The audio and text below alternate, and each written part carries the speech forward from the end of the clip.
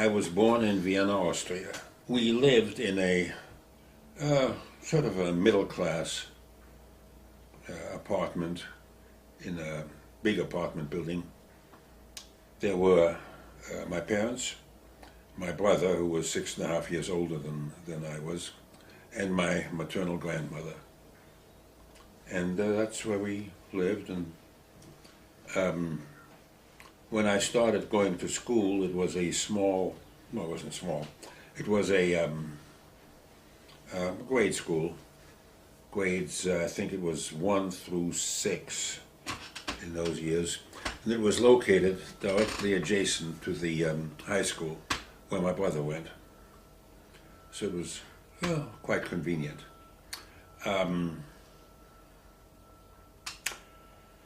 That's where I was for, well, I was born in 28, and I was there until, I guess I must have graduated from that. I don't quite remember the details there. That would have made me 34, in 34. And then I guess I must have gone to a sort of a middle school, but that's when the Nazis annexed Austria, and that stopped everything. Jewish kids were no longer allowed to be mixing with the purebreds, and I ended up going to a rather different school, not for very long, because I left Austria in early '39. Talk a little bit about that, what the Germans call the Anschluss, the annexation.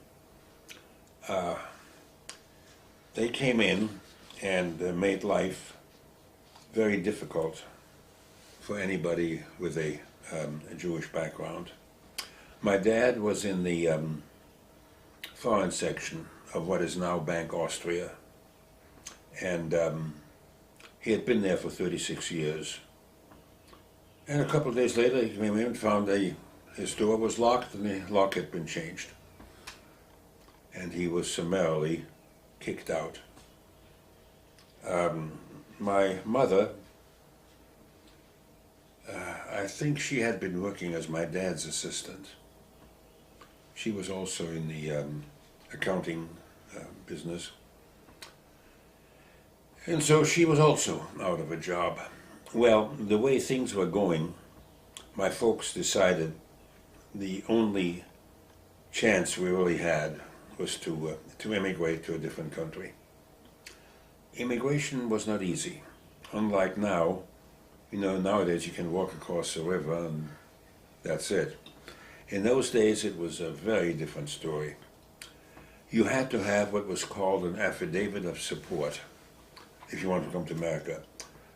From 2 individuals, each one of whom had to essentially swear that you would never become a public burden.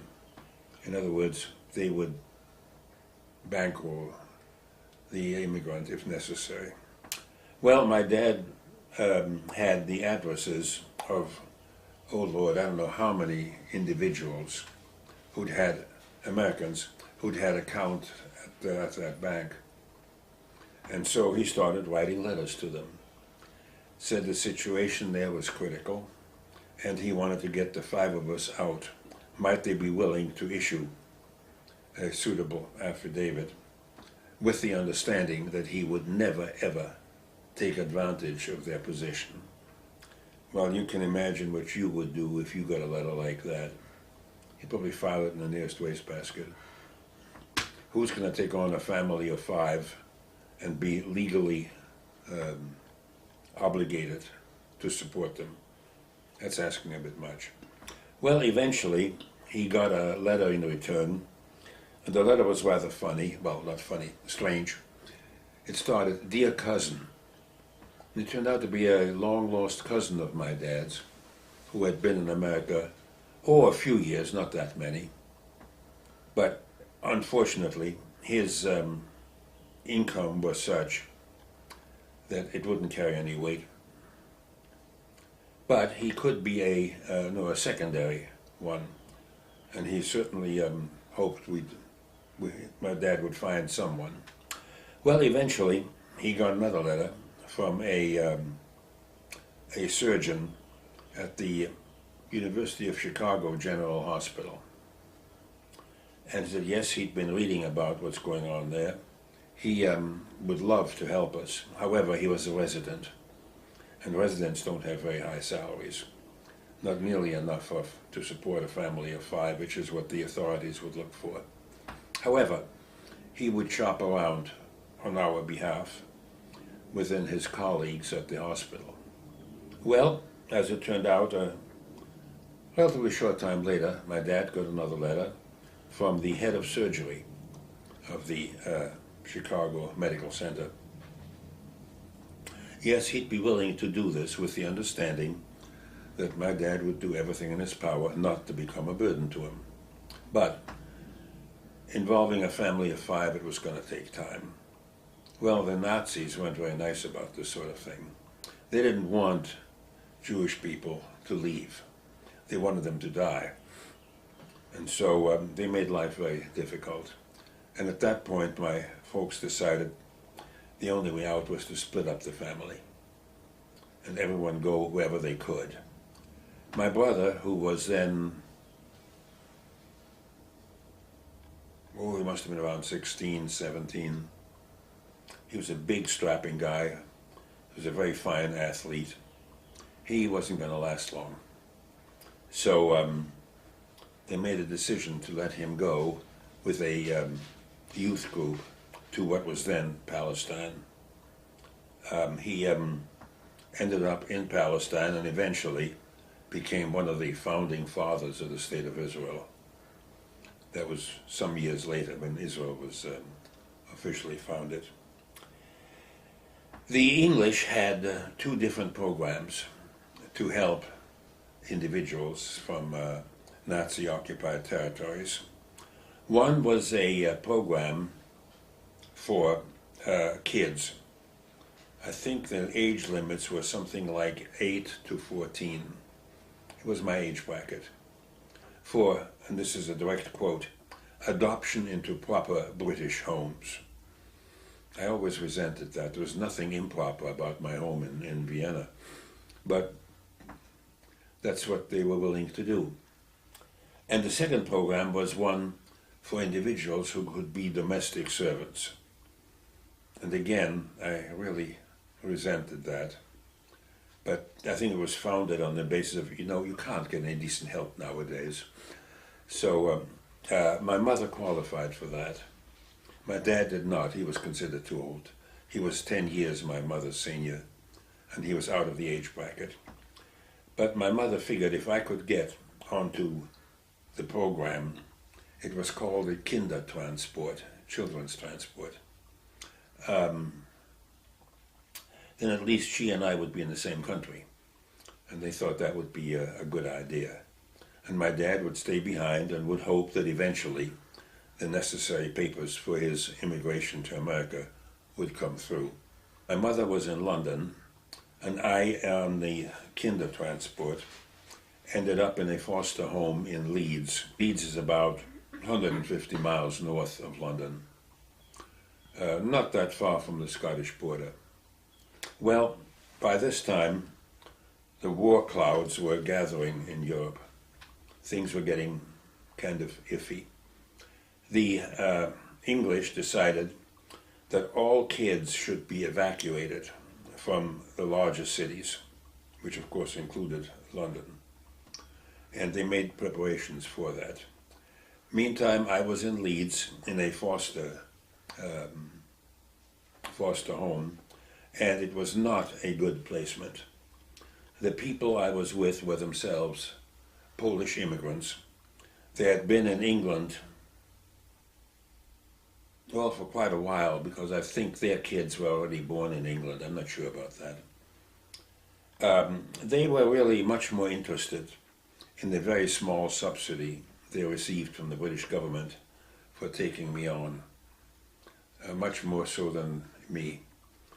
They had a small home, and it was at least 2 stories.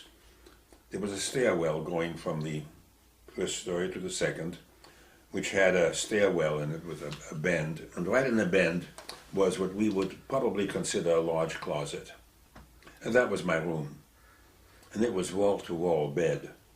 But that didn't matter. I had lots of company. A lot of bed bugs, as many as I wanted, really. As far as anything else was concerned, they spoke Yiddish. I don't know if you're familiar with that. It's a corruption of German with English thrown in. But it's really a corruption. I didn't know what they were talking about. They thought they were speaking German. I couldn't understand a thing. And some things were really totally past me. They thought I was being stubborn, and we didn't get along. The kids were okay. They were about my brother's age, and I was just too young for them, but they treated me okay. The parents, not so. They decided that it was too much bother to provide me with lunches. So since I was going to a school in England, I had I think it was a half a pence, a halfpenny, as they call it, every day. With this, you could buy a newspaper cone, a cone made out of newspapers, which had fish and chips in it. And that was my lunch every day for the entire length of time I was there. Well, one of the teachers in the school sensed that something was amiss. She may have seen my bites, my bug bites. She may have seen this repetitious luncheon. Anyhow, she notified the school authorities, and they in turn notified the, I guess it was the police. And so one fine day there was a knock on the door, and there were 3 policemen there. And they wanted to know under what conditions was this kid living. They saw the room and decided this was simply inappropriate. And I remember the commander of the 3, I don't know whether it was a sergeant or a lieutenant, whatever, and the Leeds police force, picked me up bodily, slung me over his shoulder, and carried me to his home. The next day, they had me go back and pick up all my belongings, and I never saw any of the people again. Now, while I was in his home, he started a search for local people who might be willing to take me on. And they found a German family. Again, they were immigrants, but they'd been there a while, and they were perfectly willing to take me in. They did. Their German I could understand very well. My English was still very precarious. I went there, and I was there about 3 months. Then the war started. And on September 1st, 1939, the order went out, evacuate the kids. The method of evacuation was that every child was to go to the nearest school, never mind what the school was, how old the child was, just go to that school, and arrangements were made to transfer the kids from the schools out into the countryside. The closest school to where I was a girls' high school. Now the 2 girls that lived in the house were there, and so that's where I ended up. I was at this time 11 years old, much too young to appreciate all these wonderful girls that were around. But I went to the school, and on September 3rd, just 2 days later, the order came to evacuate. No, the order came to evacuate, sorry, that was in the 1st, September 1st. September 3rd, Britain declared war. And things started. The idea behind the evacuation of kids was, of course, that the English expected German bombings. that this would happen, and they wanted kids to be safe.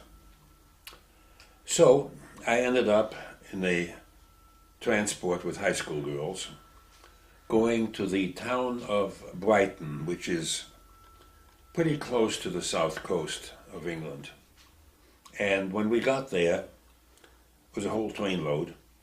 There were buses, and every car went to a different bus. And these buses then went out into the countryside, aiming for various villages where there might be space for the kids. I ended up in the town of Brede, which was a relatively small town, maybe 15 miles from Brighton. And there they had what I can only refer to as a meat market. You know, they lined all the kids up, and the local farmers, whatever they were, came and says, okay, I'll take that one and that one. And there I was, not speaking English. Nobody took me. So I was there all by myself, and in walked a young lady, very young. She must have been maybe in her early 20s. She was late, and she was going to take one of these kids. And there I was, the only kid. So she settled on me, and it turned out to be really a wonderful match. She was the daughter of a widowed London industrialist. She had always wanted to be on a farm, so he bought her a farm. It wasn't meant to make any money, it was just a gentleman's farm. And this is well ended. They had horses. I think they had about 3 horses. They had a cow. They had chickens. I don't remember if they had any ducks or geese. They had quite a few chickens, had a few pigs. And in the house were 3 dogs and a cat. Now in Europe, it wasn't customary to have pets. Now, where we lived in the apartment, a couple next door had a dog. He was, I don't know what breed he was. I always thought he was a Schnauzer. But having looked at Schnauzers and having one picture of me with the pooch, I don't think he was a Schnauzer. I don't know what he was. He was entered, had been entered a couple of years before in the All Europe Dog Show, and my dad had a fit. Says, that mutt is going to be in the dog show. He won Best in Show. Of course, I knew he would. But that was the only pet I had ever known. So all of a sudden, I had 3 dogs and a cat. Now, the house itself was a very interesting place. It was what is called a hops house. Hops are the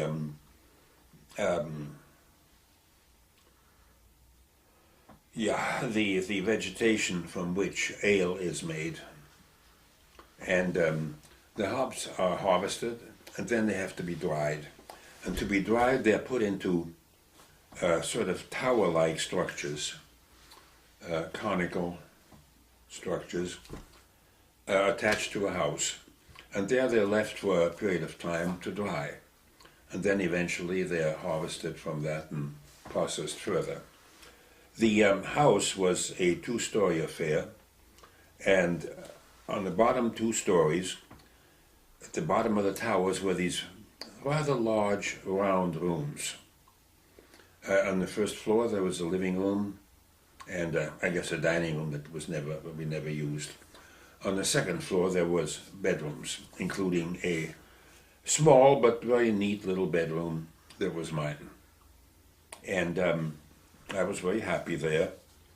Now you have to understand that in England there is no central heat, at least there wasn't in those days.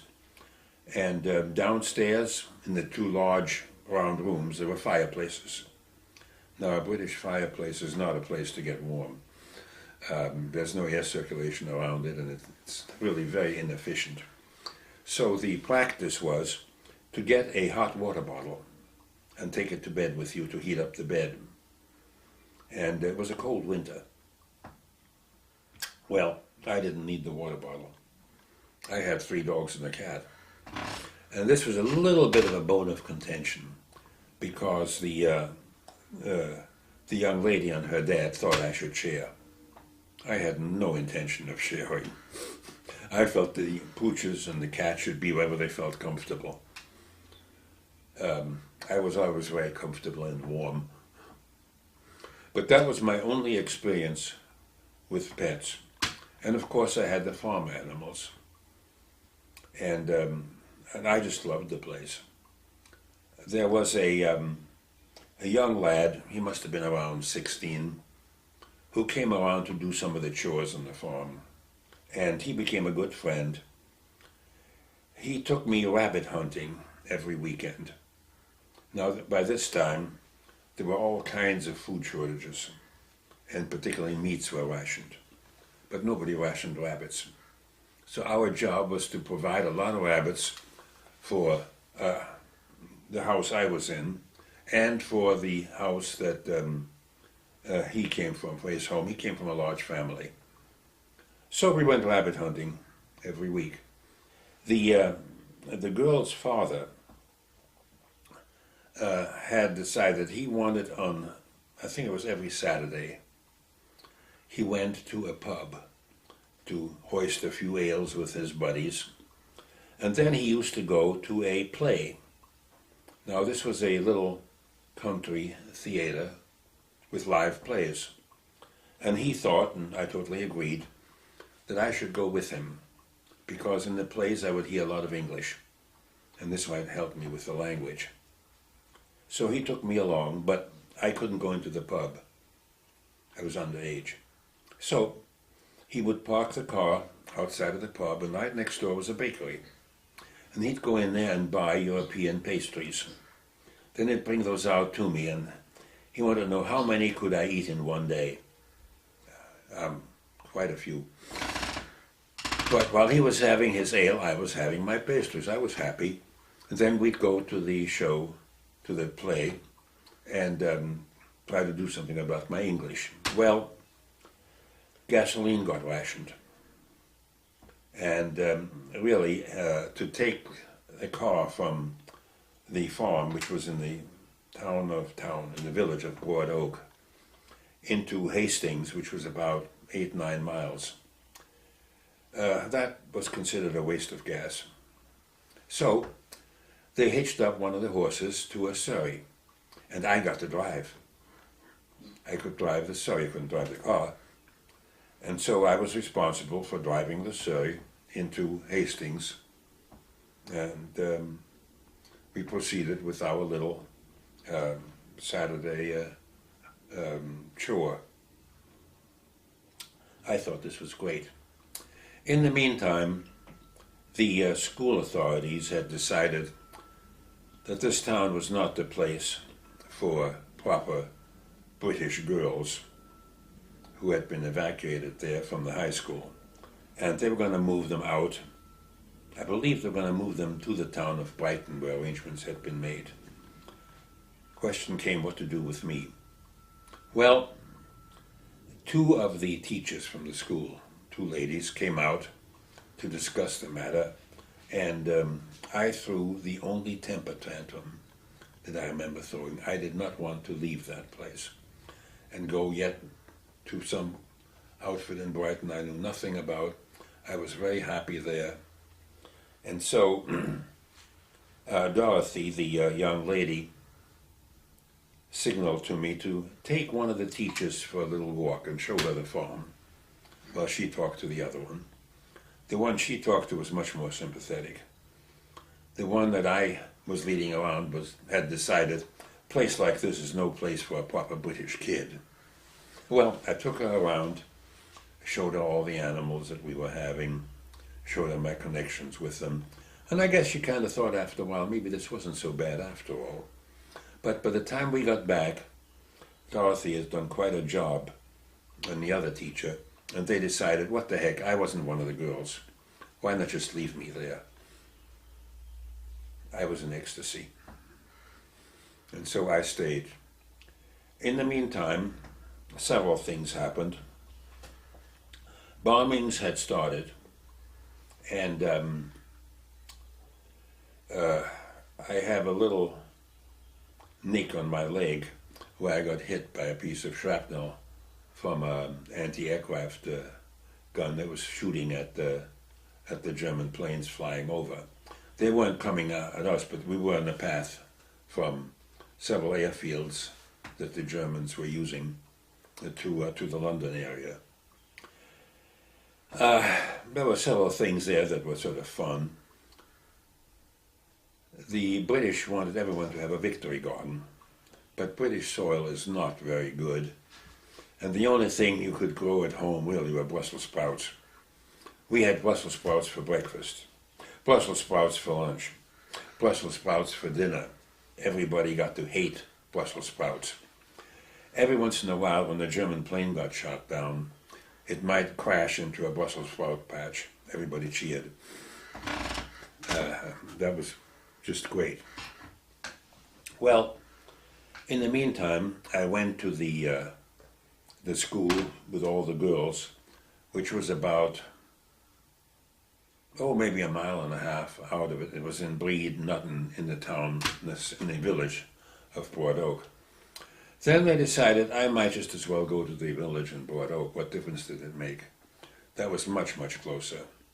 And so that's where I went. One-room schoolhouse, grades 1 through 12 in one single room. And you'd think this was not a good learning environment. It didn't particularly affect me any. I didn't know what they were talking about anyway. But the kids there weren't the nicest kids. But of course I had a strong German accent. England was at war with Germany. I really can't blame them. But I had a hard time with them. One day I went from school. I walked to school. It was just about a mile away. I was going back to the farm, and these three guys decided to harass me a little bit. And they came after me, hurling all sorts of epithets. I have no idea what they were saying. And there at the gate to the farm was Hector. Hector was a purebred Irish setter, a big one. And he and I were best buddies. And Hector sensed that these guys were giving me a rough time. So he came out and growled. That was the end of that. I was never harassed again. Hector had saved the day. The snows came, and it was a very, very heavy snow year. And something else came. Now, I was in correspondence with my mother quite regularly. She had taken the couple's baby. They had a new baby, and they'd really wanted her as a nanny. And they sent her and the baby to the woman's parents. They had a farm way up north, very close to the Scottish border, isolated and out in the country, and they felt the baby would be safe there. So my mother was up there with the kid. Incidentally, in the meantime, the father there had been nominated and had been named as architect to the king. So he was pretty well heeled. I should perhaps mention that when things got nasty in Leeds originally, they had approached the fellow, the architect, about taking me in. And he didn't want to do that. I hardly blame him. It just was not an environment for taking on an 11-year-old. But they were awfully good to me. I stayed with them about 3 weeks until this German family was found. And later on there was another occasion where I stayed there for another 3 weeks, as long as my mother was there. Once my mother left, there was no reason for me to go there. Anyway, my mother had pretty well given up hope that my dad was still alive. During the Nazi occupation, even before we left, there was a incident known as the Kristallnacht. You ever heard of this? Yeah, and the Nazis they arrested any Jewish person they could find. Most of them were thrown into concentration camps, from which very few returned. We escaped pretty much, but we did have a band of about 8 Gestapo agents that came into our little flat and ransacked it. And I remember being a kid, being scared to death. We had a little construction set. It was like a Lego set, but it was very, very peculiar, made out of wood, and you could build all sorts of things. And I'd build a little, I guess it was a fire engine, something like that, out of it. I had a battery to run the headlights. And I went in there and I turned on the battery. And when the one Nazi agent followed me, all of a sudden there were these 2 glowing lights. It was dark. And he got scared. So he left in a hurry. But that was the thing about most of the Nazis. They were very brave when there were several. Individually, they were very cowardly. Now, playgrounds are an American invention. There are none over there. And my playground, if you wish, was the sidewalk across the side street. The place we lived at in Vienna, I'm sorry, I'm jumping around a little bit here, getting back to Vienna. The side street had a very wide pavement on the other side. And my grandmother used to sit on a window box. We were on the 2nd floor and used to watch. Well, I went over there to play, and I had 2 toys. One was a hula hoop, and the other thing I had was called a triton. The Austrian language is quite different from, not quite different, it's German, it's a dialect of German, but there's a lot of French in it. And triton was a French word. It was a foot-powered scooter. And I could be on that and ride up and down on the pavement and get some exercise and work off my energy with my grandmother watching. Well, I did that. And then about, it was maybe a quarter of a mile away, my mother had a cousin who lived there, and she had a daughter. And Lucy and I were almost the same age. Lucy was born just a month after I was. And because of the short distance between the 2 homes, we kind of grew up together. And I think there's a picture there. That's me and Lucy on the first day going to school. Lucy now lives in the Denver area. And she is by far my favorite cousin. She's not really my cousin, she's my second cousin, but we've never let that bother us. Lucy and I used to get together, and I said we grew up together. We didn't quite know what to do with ourselves. Remember, the word electronics had not yet been invented. No televisions. We did have a radio, but it wasn't like a radio here. Do you know what a solenoid is? It's a cylinder wrapped with wire, and it can be used to catch radio signals. And it was hooked up to earphones, and there was a slide on top for tuning.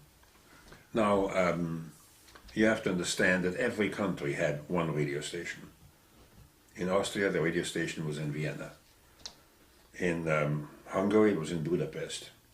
Germany may have had more than one, but you could mess around with this and get a couple of other countries, but not very much. Broadcasts were meh. In Vienna, a lot of the broadcasts were music, because Vienna was a center of of classical music. Anyway, Lucy and I didn't quite know what to do with ourselves, so we invented a game. Nowadays you'd call it role-playing. We both had a liking of animals, and I should also tell you this other one, I'm jumping around again. We used to harass the dickens out of my brother. I mean, we were young pests to him. And he had homework that he wanted to do. He wanted peace and quiet. And he finally found out one way to keep us quiet, outside of hitting us over the head, I guess. But languages are very, very high on the teaching scale in Europe. And he was taking English in school. And he had all these English books, and he had to translate them into German. That was his homework assignment. And he found that if he did that, and then read us the German versions of the books, we would be fascinated. And we'd just sit there and listen to them all afternoon. And so I got exposed to the German version of all kinds of classical English books. Now, I left things in the village of Broad Oak with snows coming, and my mother got a cable from New York. My dad had made it to New York. Now, how he made it is a totally different story. I don't think you'd want to go into that one. I have a letter he wrote to his brother, who was in Budapest, explaining how he got out. It was quite a trip. And his message was very simple. The war was on, but get a hold of me. This was the message to my mother. Get on the next boat and come to New York. He had the necessary papers for our immigration. Well, this involved my getting on a train and going to London to the American Embassy, get chucked out, and then wait for the papers to arrive, necessary documents. Dorothy put me on the train, and I ended up in in London, where my mother was waiting. We went to the American Embassy, said everything there, then she took me back to the station, and I came back to, actually I guess it was Hastings, where Dorothy picked me up again, and then we had to wait. And I think it took the better part of 2 or 3 months before the necessary documents came through. And then I had to say goodbye to the farm and to Broad Oak, and I met my mother in Liverpool. Again, I don't know if you know Liverpool. Okay, Liverpool was a port from which ships were sailing. And as it turned out, we ended up being on the last passenger ship to leave England as a passenger vessel until after the war. The German U-boats were very busy, and we were supposedly in a convoy for mutual protection. At least that's what we were told. It turned out that was meant to make us feel better. There was no convoy. The ship was on its own, and it had to zigzag all the way across in order to avoid any possible U-boat menace. It was armed. It had an 8-inch naval rifle. This is among naval armament, it's considered small, but it fires a shell that's about yay big. Now we had some of the crew members were trained to use that gun just in case. And we had a couple of scares in which they fired the gun. I don't know if there really were some Marines there or not. But having to zigzag, and this was in March, the Ides of March, are you familiar with that? Storms. The Ides of March are very stormy. The crossing was extremely rough. Most of the time, my mother and I were the only ones in the dining room. My mother was totally immune to seasickness. I was too young to be bothered by it. So we had our meals and did fine. It took 3 weeks to get from Liverpool to New York, with a one-day stayover in Halifax, Nova Scotia, where the ship berthed and then went back out. Going out from Halifax, we hit a storm, and it blew us south until we were, I think that we were just a couple of 100 kilometers east of Miami, going to New York. So that little trip took quite a while. The total amount of time from Liverpool to New York was over 3 weeks. And we met my dad in New York. Now, I'll have to pick up his story. When he landed in New York, he was assisted by an organization known as HIAS, Hebrew Immigrant Aid Society, HIAS. And with our coming, they had found him a furnished room that all three of us could live in the Bronx. And indeed, we lived there for, I would say probably about 7 or 8 months. Now, in the meantime, he was really concerned about his promise to the surgeon in Chicago that he was not going to impose on him for support. This was a Depression era, and jobs were scarce.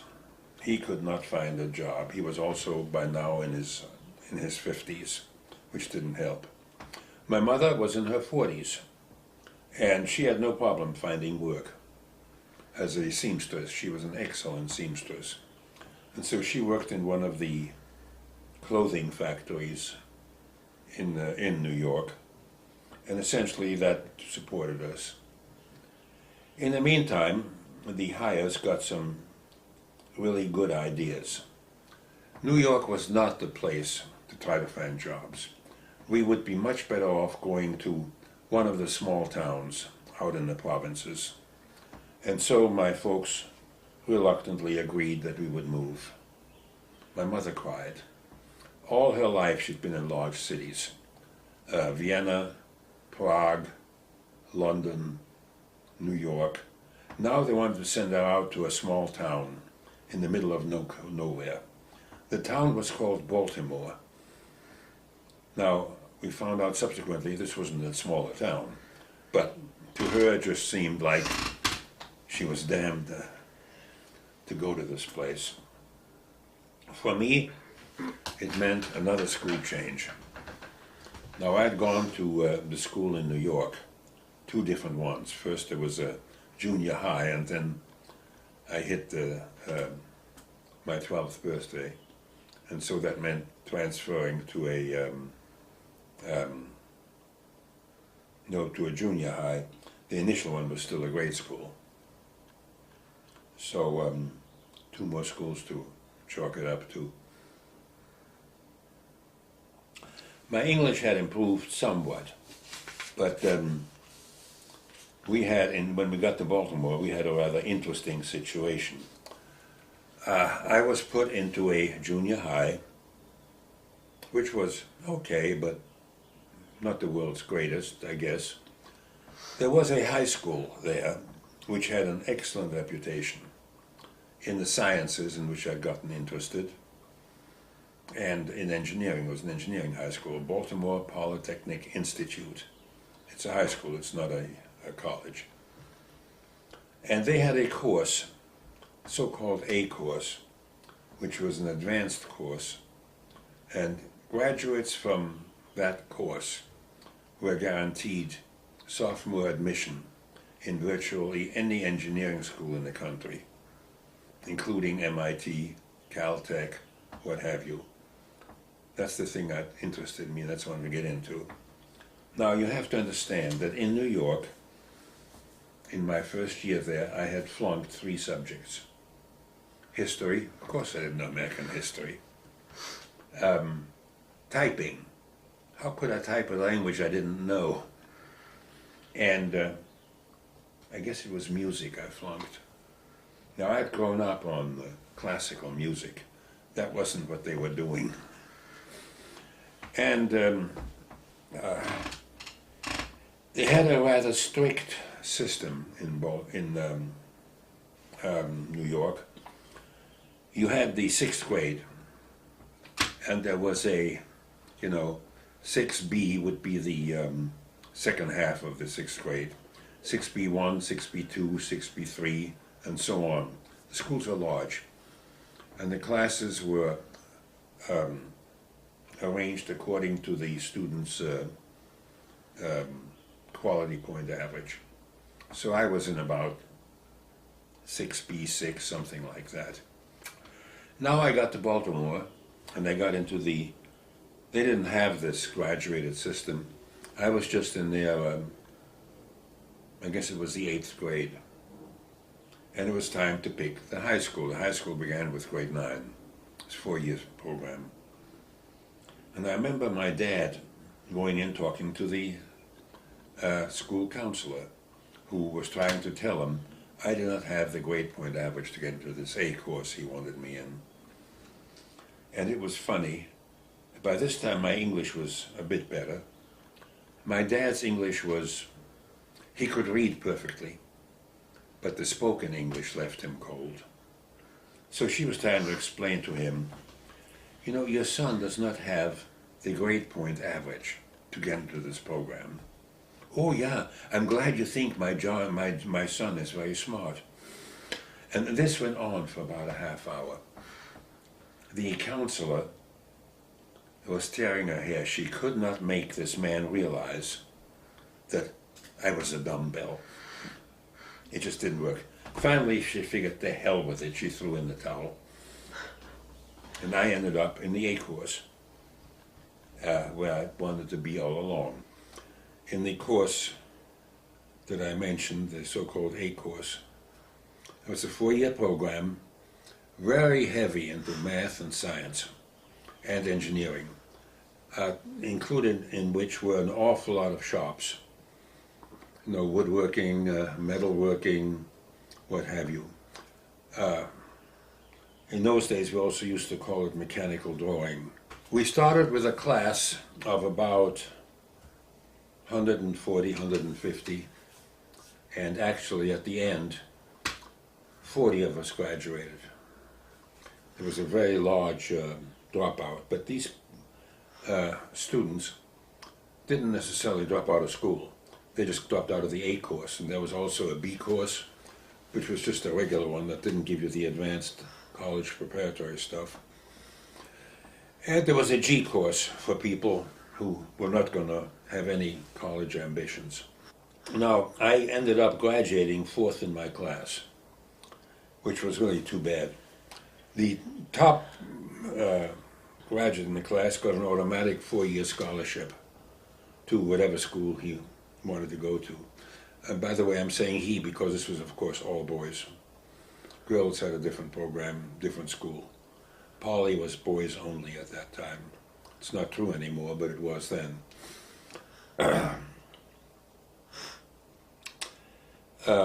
As I said, I graduated 4th in the class, and the bad thing was that did not supply me with any scholarship money. The top 3 got scholarship funds. I didn't. And what was particularly rough is that the 2nd and 3rd and 4th were within a fraction of a grade point of each other. So if I had gotten 1 more plus somewhere or 1 less minus, I would have been 2nd. But that's life. And the other sad part of that is the fellow who won top honors was the son of a very highly respected Baltimore surgeon. He never went to college. He quit. He was burnt out. And he was burnt out, I think, by the expectations everybody else had for him to do. He couldn't possibly live up to the expectations radiating out from his dad. The 2nd and 3rd folks did go, and We all graduated at the same time, but when it came to grade point averages, by that time I was way ahead. So being in that one-room schoolhouse in England didn't really hurt me at all, although I didn't speak the language. Maybe that was a help. Well, anyhow, upon graduation, I wanted to go to college, and my dad's attitude was, hey, all these American boys are going to college, why shouldn't my son go to college? He just didn't have the money. Now, college tuition in those days is nowhere near what it is now, but still, comparatively speaking, it was a bit. Now you have to realize that in when would I have been?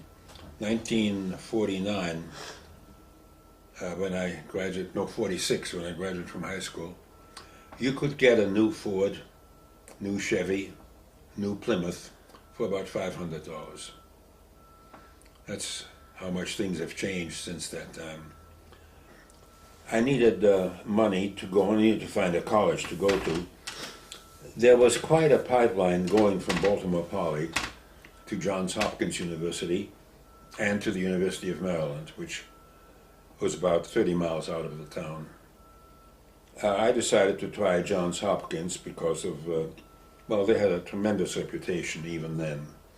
Now, you have to realize that Johns Hopkins is a highly respected research university. I didn't know any better at that time, but as an educational institution, it didn't do that well. To get into Hopkins, I really had to get some financial aid. They had a scholarship program, and I applied. And to do that, you had to take an entrance exam. And the top students on the exam were given scholarships. Unfortunately, I had a bit of bad luck there, and I was heading into the exam room. The exam proctor realized he had forgotten something. He came charging out of the room, charged through the door, which hit me in the nose, and went on his way. I had a bloody nose. It didn't matter. All during the exam, I was trying to keep blood from splattering all over the exam paper, and I did not do my best by a long shot. Based on that, they gave me a half scholarship. Now, you should realize that in those days, a semester's tuition was $200. I still needed to make up the rest of the money, and I shopped around, and I found myself getting a job offer that I couldn't refuse. It was, nowadays we'd call it work-study, but again, in those days, that didn't exist. I got a job in the registrar's office as an assistant clerk, really, to the registrar. The registrar was a wonderful gal. She was a woman, and she was married to one of the big guns in chemistry. And I knew of him, and through that I heard of her. Well, she was awfully good to me. She gave me a special kind of job. I was to take care of all correspondence that came into the university asking for catalogs. I was to take that correspondence and decide which of the many university catalogs was appropriate and ship it off to them. To do this, they gave me a small office, desk, and I was to keep a log of the number of hours I spent doing this. My pay was 50 cents an hour. I didn't get money, but it was taken off my tuition. So essentially, it wouldn't take me all that long to earn the remaining $100 that I needed to essentially finish my tuition payments. Well, I had that job for 3 years. Because of the advanced courses I had at Baltimore Poly, I was able to finish 4 years' work in 3 years. I took virtually no math. My Poly math was accepted. A lot of the shops and all that I had at Poly were counted as electives, so I didn't have to worry about any elective courses. And the rest of them I managed to fit in pretty neatly. There were a couple which I had to take in summer programs in summer school to hurry along, but all that worked out fairly well. And so I got my baccalaureate in 1949, just 3 years after my Poly graduation. All right, now I'm finished college. Now what do I want to do? Well, I had decided I really wanted to go into teaching. And that would require graduate school. So I applied to about 7 or 8 graduate programs, and I must say I got admitted to practically all of them, including, of course, was also Johns Hopkins, Maryland, Yale, University of Chicago. Those are the ones that I remember. University of North Carolina, because they had a very good chemistry program. By this time, my dad was beginning to show the beginning symptoms of what was to be his fatal illness. And he very much wanted me to stick around near Baltimore. So I made the mistake of sticking with Johns Hopkins in grad school. I say mistake because when you've been in one school through an entire program, it's time to change. You need a little bit of variety. And I had never seen any other university. I didn't know. So I applied to the graduate program at Hopkins, and I was accepted. And I received a teaching assistantship. That's not what they called it. Most schools call that a teaching assistantship, where a graduate student will hold things like section meetings for laboratories and what have you in the sciences. That's general practice. Well, Johns Hopkins decided to make it sound a little bit better, so I was an assistant instructor. Same deal. It paid a small stipend and, of course, waived all tuition. So in that sense, I was in free. When it came to graduate programs at Hopkins, they were quite different from the undergraduate ones.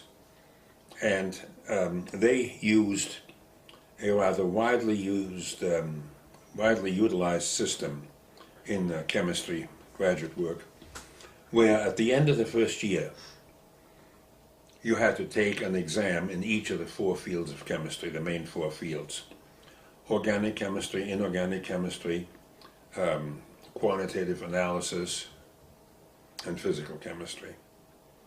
That was usually given at the end of the first year.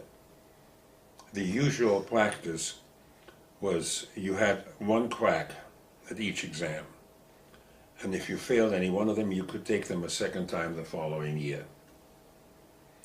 You could actually, and most of the students did this, take just 2 of the 4 exams at the end of the first year and 2 in the middle of the second year. Spread them out that way. Well, at Hopkins they decided to have these exams before you started, because they were based largely on undergraduate work. So this was really more of an entrance exam. I went in, and you have to pick a research director, somebody under whose guidance you're going to do the research necessary for a advanced degree. Well, I didn't quite know what I wanted, and I guess I waited a little bit too long. By the time I made a circle of all the organic chemists there and decided which one I wanted to work with, and went to see him about it, he told me he couldn't take on any more students. He was full up. He had as many as he felt he could handle. So I had to take a plan B. Well, I knew the fellow who was the husband of the registrar. I knew him quite well, so I decided to work with him. He was in a area of organic chemistry that I really wasn't that comfortable with. And he did have a reputation that it took forever to get a degree with him. There was one fellow there who had worked for his doctorate for 19 years. The usual time is 3 or 4. But I just didn't care for any of the others. So I went to work for him, and we sat down and he outlined a program to me. And it seemed interesting, so yes, I went for it. Well, this required working with a faculty member, very well-known researcher in the Department of Biology. And it was a program really closely related to biochemistry. But we felt that what they really needed was some good organic work there. And so I took that on. Around the middle of the second semester, I got a notice to come and see the department chair. The department chair at that point was in trouble. He had been picked up in central Baltimore, running around with any clothes on, whip-snorting drunk. And this didn't go over very well. He had a habit of not showing up for his classes. He taught the freshman chemistry course. And when that happened, one of the teaching assistants, the junior instructors, had to jump in quickly and deliver a lecture. More often than not, that was me. And I gave quite a few lectures to the freshmen, which I wasn't all that happy about, because I really felt they were getting shortchanged. After all, I was not on the teaching staff, really. Well, I got the notice that he wanted to talk to me. So I went to see him, and much to my surprise, he told me that my services were not required after that year, that I was going to be dropped from the program. I asked him, well, perhaps he would tell me why, what's going on. I think he had a bit of a personal grudge because I had taken his place so often. And he said, well, on the preliminary exams, I didn't do very well. And I wanted to know more about what he meant by that. Well, let's take organic, for example. I said, yes, in organic I was a top grade. Oh, well, maybe it was on the analytical. I said, yeah, I was in the top 5 in analytical. Must have been inorganic then. Oh yeah, I was number 3 in the inorganic tests. This is about 20 students taking those exams. So I said, well, originally, the faculty hadn't wanted me to continue at Hopkins, but the organic people insisted. And I went out of there boiling mad. I went to see my research director and asked him what he thought about this. And he said, you know, you really needed a change. You've got to go someplace else. You know people here just too well. They know you too well, and that isn't good. You need a fresh start. So I went, and my dad was still not well. I went down to the University of Maryland, where I'd been admitted a year earlier, and asked if by any chance my admission still held. And they assured me, oh sure, we'll take you anytime, but no teaching assistantship. Well, that wasn't too good, but I felt I could live at home, so I'd avoid the room and board thing. And their tuition was negligible at the graduate level. It was in-state. It was something like $30 or $40 a semester. It was easily handled. So anyway, I started out at the University of Maryland. And their system was a little bit different. They used the general one where these 4 exams came during the first 2 years. So I didn't have to take anything initially. I was a little bit unhappy about the course in physical chemistry that I'd had at Johns Hopkins. It was taught by a wonderful guy who was everybody's grandpa, but he was dreadfully shy, and he couldn't stand in front of a class and teach. He would lecture to his shoe tops. Now, if you sat in the first row, you could hear what he said. If you sat anywhere further back, you couldn't hear him. There were no exams. There was no homework. Everybody got a B, unless he happened to know you by name. Then you got an A. Well, he knew me by name because of my previous association there. So I got an A in physical chemistry, but I didn't feel I knew anything. So I had decided I was going to audit the physical chemistry course for undergraduates while I was in the grad program. This was permitted, and indeed it was encouraged. While I was at it, I thought I might just as well also audit analytical chemistry, and I didn't have to audit the inorganic because we had a first-year graduate course in inorganic chemistry, and I thought that would serve the job very nicely.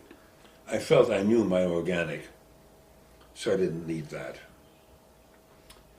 The setup was very simple. They had, because of the ending of the Second World War, universities had been asked to expand their undergraduate programs and give returning veterans a better chance for admission and expand their facilities. The organic chemistry course was a big course. It was held in a Quonset hut. You know what a Quonset hut is? They were used by the Army. There were these curved, corrugated metal shelters, quite large, like a tent, and classes were set up inside. Well, we had a office for teaching fellows right there. Of course, I hadn't been given a teaching fellowship, but after I'd been at Maryland for about 2 weeks, one of the faculty, the one in charge of teaching fellows, came up to me and said, "Hey, you still want a teaching fellowship?" I said, "Well, yes, I sure do." Well, one of the ones that they had expected hadn't turned up. They needed a replacement. They'd made some inquiries about some students who hadn't received teaching assistantships, and they'd called up somebody at Johns Hopkins whom they knew, and the guy gave me a glowing report. I have no idea who they spoke with. So they wondered if I might like to have it, and yeah, darn right I did. So I moved into the graduate student's office in that Quonset hut, and was very happy with my new assistantship, which really solved all problems, I thought. Well, I was sitting there one fine day, and one of the organic professors, the one that was teaching the beginning organic course that I hadn't audited, happened to wander in. He wanted to know why I wasn't taking his course in preparation for those exams. And I told him I thought I knew my organic chemistry pretty well. He says, "Well, that's nice. I'm just giving an exam to the students in the course. Hang on for a moment." And he went in and brought me the exam paper, and I took one look at it, and I almost fainted. My God, they actually expected you to know something here. This was not like the kind of exams I'd been exposed to. The next day I started sitting in on his course, and it really helped. The deal was you interviewed each of the professors in your field, and then picked the one that you liked. Well, I picked the one that I liked best, Professor Woods. Believe it or not, his first name was Forrest Woods. And it turned out to be one of the wisest choices I ever made. He was a terrific teacher, a fine researcher, and ended up being one of my best friends by the time I finished 4 years later. While I was there, I was initially commuting from Baltimore. It's 30 miles. And then one fine day, I guess my dad was seriously ill by then, and at the time of his death, my brother came over from Israel. It was by then Israel. Came over and visited him for a last time, but he had to go back, and on the way taking him back to New York Airport, the car blew up. The car, yes, I had a car. That was one of my virtues as far as the other graduate students saw it. You see, where did I learn how to drive? Driving school. And at the end of my driving program and getting a license, they helped me find a car. The car was a Nash, doesn't exist anymore. The other guys, my buddies, said they left the G out. It was a Ganache. And it had been produced in 1946, right at the end of the war. And it was an awful car.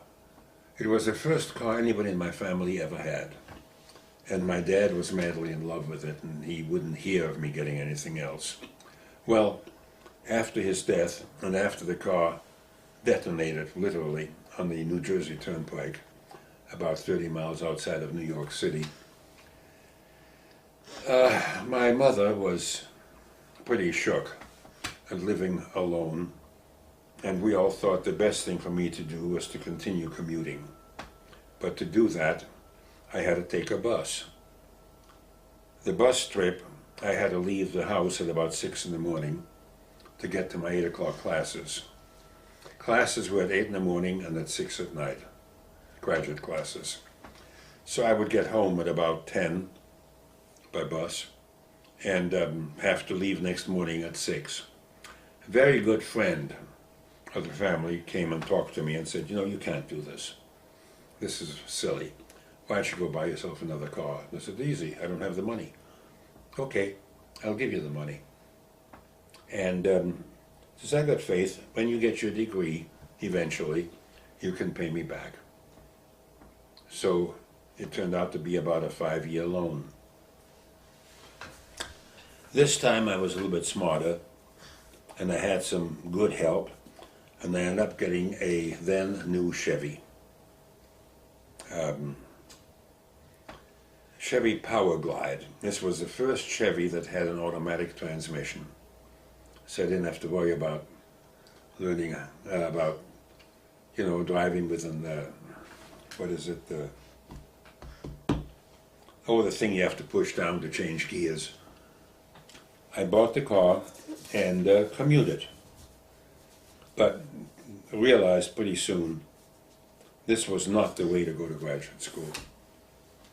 You really needed to be there in the evenings, you needed to make friends, you needed colleagues, you needed to be available to your laboratory partners.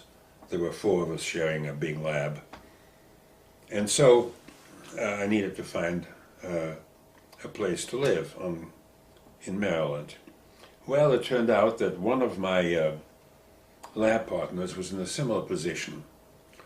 And he was a couple of years ahead of me at least. But he had made some inquiries, and he found that one of the professors, Professor Veach, had a rather peculiar problem. The Veaches were old-time landed Maryland gentry, if you know what I mean by all that. This was land grant going way, way back to the 1700s. They had a mansion just off campus and owned quite a bit of land there. There was an old manor house, this beautiful old home, in which now lived the widow of the former Professor Veach, who was one of the university's first presidents. The one that was now looking was his son. The mother was an invalid, and she had a daughter who was a trained nurse. The nurse lived in the house. And then there was a maiden aunt who also lived there. It was 2 elderly women and the good professor's sister, the nurse, that lived there. The area was getting a little bit rough, and Professor Veach felt it would be a good idea to have a couple of guys living in the house. So he and my lab partner had decided that they would make beautiful music together, but they needed one more guy. So he asked me if I'd be interested. Well, I went and looked at it, and it seemed fine to me. I met the professor's sister. She was unmarried and a trained nurse, and we hit it off great. And so we agreed for $20 a month. She would rent us this room, and my lab partner and I split it. So I had a place to live at $10 a month. I mean, this was heaven. It was within easy walking distance off campus. Usually I didn't even take my car. I just left it there and walked over. And there were a couple of catches, as I soon found out. The mansion itself was in a hilltop, a small hilltop, overlooking the town of College Park. And at the foot of the driveway was a cottage, a brick cottage, which was occupied by the good professor and his family. He had 2 sons. The professor and his wife frequently wanted to go out, but didn't know what to do with the 2 kids. So they usually sent the 2 kids up to the house, and his sister became the babysitter. Well, now they figured they had another babysitter. And the good professor would give me a phone call. Hey, what you doing tonight? I said, nothing. I've got some studying to do. Good, can you bring it down here? And I'd go down to the cottage, stay with the kids, do my work, saw to it that they got to bed in time, and all went just very nicely.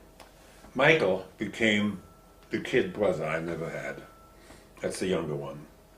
The older one was just a good buddy.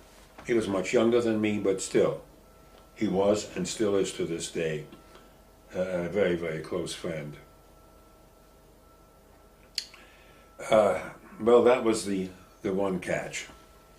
The other catch was Helen Beach. Now, Helen was the professor's sister and the nurse. She decided that we were not eating properly, because we ate all our meals out, and she didn't think we were doing very well. So she announced one fine day to Charlie and myself that she was going to have to raise the rent. Instead of $20 a month, it was going to be $30. And we each had to cough up $15 now instead of $10. However, in return for that, she was going to provide us with a decent breakfast and was going to see to it that we ate right. We both jumped at it. I mean, this was terrific. And then came other fringe benefits. Now, usually on weekends, I'd drive to Baltimore and stay with my mother. But if any weekend I happened to stick around, they always invited me for dinner. Then came the summer. They owned a cottage down on the shores of the Chesapeake Bay, on the western shore of the bay, which they had built with their own hands. It was located on about 300 or 400 acres of prime land. It was probably worth a fortune, but they had had this for many, many years. And so they spent the summers down there. Now, when they spent the summers down there, I was the guardian of the premises. They wanted somebody to stick around and make sure that nothing untoward happened to either the professor's home or to the mansion house. But periodically, they'd ask if I wouldn't like to come down for a couple of weeks. And I'd go down there and spend 2 weeks on the shore of the bay. They had a boat, and it was just a beach-type vacation for me.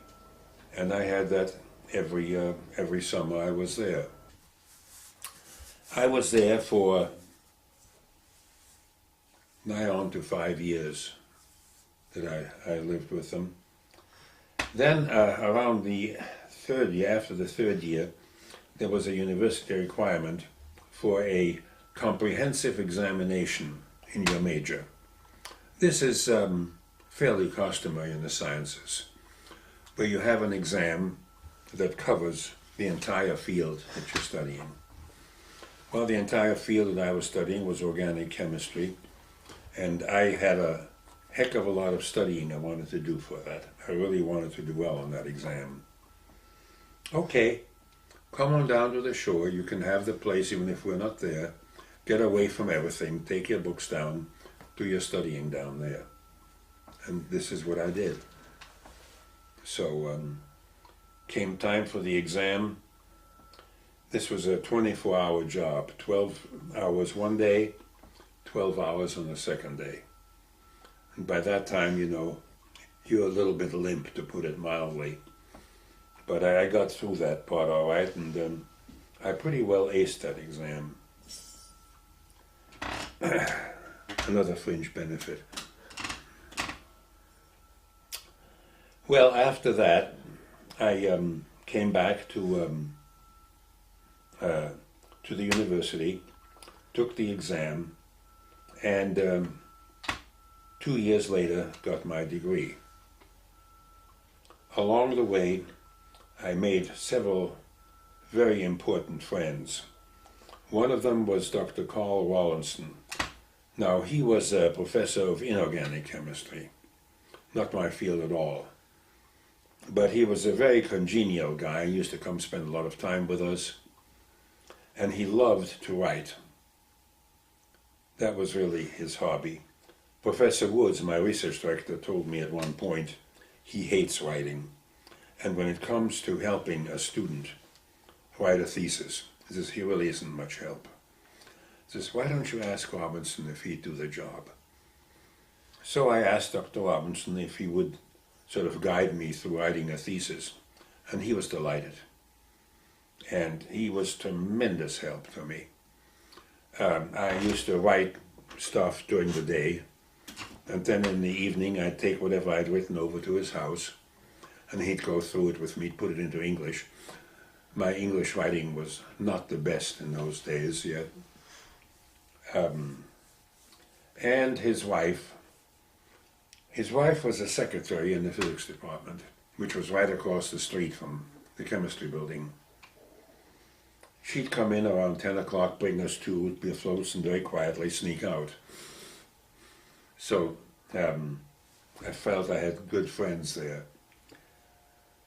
And then it started that the wife would give me a call and say, hey, I got to go to lunch, want to come with me? And so she and I would go off and have lunch together. Professor Rawlinson totally approved because he didn't like his wife running around the campus unescorted. By this time, the entire area had, outside the university, had gone downhill a little bit and was getting a little bit slummy. And there were a lot of unsavory characters. That drugs hadn't moved in yet, but it was that kind of culture. And a lot of the folks didn't want unescorted women running around. So he was just as happy that his wife had somebody to go with. And then there was a department chair. Professor Drake was an old-time professor. He ran the department with an iron fist.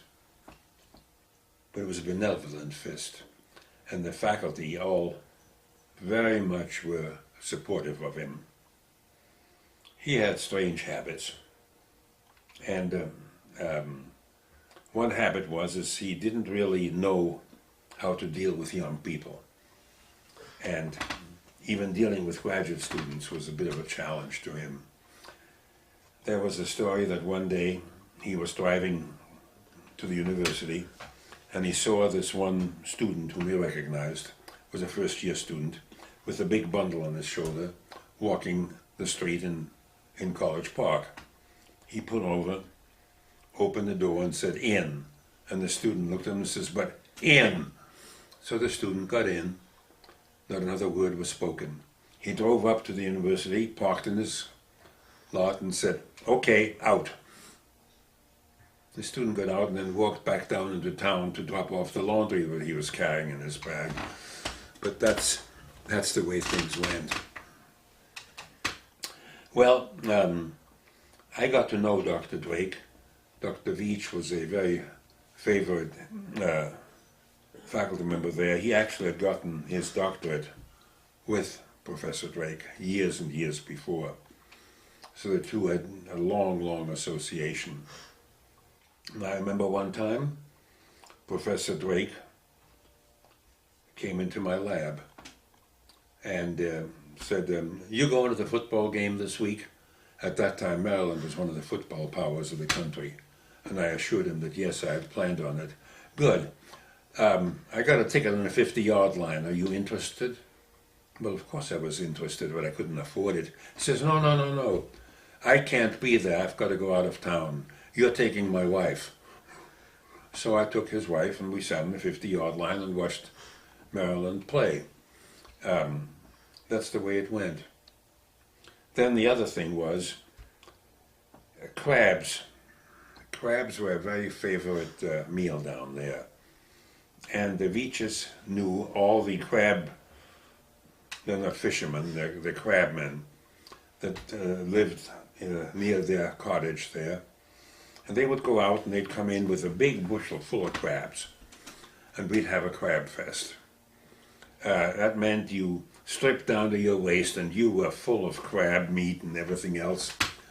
But it was delicious.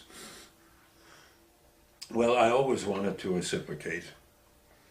And so one fine day I got the bright idea, I knew I was going down there, of getting a shipment of lobsters here. And there's Damariscotta Farm in Maine, ships out lobsters, and I could call them up and have 8, 9, 10 lobsters delivered to me here in Boston, then take them down to Maryland, and it would be a one-day trip. They were packed in ice, so they lasted that long. And we'd have a lobster feast that night. Well, one fine day, I got a phone call from Professor Drake in my office at Northeastern. He says, "Are you coming down here this weekend?" Well, as it turns out, yes, I was. "You're bringing lobsters?" Well, yes, I was. "Okay, bring 3 more. I'll pay you for them. We're entertaining a faculty candidate, and I'd like to have him get a decent lobster meal." So I called up Damariscotta Farm, I had 3 lobsters, and took them down there. Professor Drake insisted on paying for the entire shipment. Everybody else is included. The fellow he was courting at that time accepted their offer, and I got to know him right from the beginning. He became a good friend. He was not an organic chemist, but he ended up later on leaving Maryland and going to the big national university in Canada, in Montreal, McGill. And years later, when I was out giving lectures, I got an invite from McGill to come up there and be a visiting professor. So he paid me back more than was really required for that lobster dinner, which I didn't pay for. Well, anyways, when the time came for me to hand in my thesis, I wanted to put in an acknowledgement to Professor Rawlinson for helping me in the writing, and he looked at it, took it out and tore it up. Said, "No, I am Professor Woods' student. He would not wish to be mentioned. Wouldn't want to be acknowledged." And I accepted that attitude, and I must say I've practiced the same thing many times since, where I would help somebody else's graduate student with a thesis, where I was a pretty good writer and their research director wasn't. So that I felt to the profession I paid back. Well, I got my degree and now I had to go find a job. No, it's nice to have a job. Well, who was it? Professor Woods had a very good friend, very close friends, who was at Boston University. And they had a problem. Now, he was in the biology department, not in chemistry. And they had a problem they were stuck on, which involved chemistry. And he was looking for a postdoc. Know what that is? Okay. Once a person gets a doctorate degree, they very frequently take on a temporary job, maybe for a year or two, in some research lab to try and establish a little bit more of a research capability than they already had. Perhaps learn how to write proposals and, in general, be involved at the next level up from being a graduate student. Well, Wes Tiffany was looking for a sort of a postdoc to help them with their problem, because they had a chemical problem, but they were all biologists. And I could tell you more about that problem, but that's a separate story. Anyhow, I couldn't find any other teaching job. There were none. This was in 1955, and there just were no jobs. So I took it, and I was at BU for 2 years, working on this project. It turned out to be a bit of a boondoggle, and it really didn't lead anywhere. I found that my employer was not Boston University. My employer was the US Air Force, and they had a very large project going at BU, in which this was a separate pocket. And in 1957, actually 1956, there was a congressional committee that went in to find out how Air Force funds were being spent. And being in the laboratory, the physical research laboratory, I was interviewed and found out what I was doing. They had a lawyer, a very smart young guy, and he interviewed me and said, "What is an organic chemist doing in a biological laboratory in a physical research lab, which is actually comes under the heading of the Department of Physics?" And I was pretty green. I didn't know what the heck to say. So I just shrugged my shoulders. Doesn't every department have somebody like this? And he looked at me and says, "Well, you must be a biochemist." "Oh, yeah, sure, I'm a biochemist." The next day, a sign appeared on my door. Department of Biochemistry. I was the head. I was the only one there. And I didn't know about that, and I didn't think it made any difference. But as it turned out, the Department of Chemistry had a member, a faculty member, whom I'd gotten to know quite well. Awfully nice guy, a bit of a joker. So one fine day, I got a call from him. He said, "This is Walter Gensler. Will you be in my office tomorrow morning at 8:30, please?" Click. What's he want from me? So the next morning at 8:30, I appeared on his doorstep. And he looked up and he said, "What are you doing here?" I said, "Well, I got a call from you yesterday telling me to be here. I don't know what I'm doing here." "Oh, that was you I was talking to." Then he got kind of pensive and said, "Well, why not?" And he explained. He had looked in the phone directory for the Department of Biochemistry.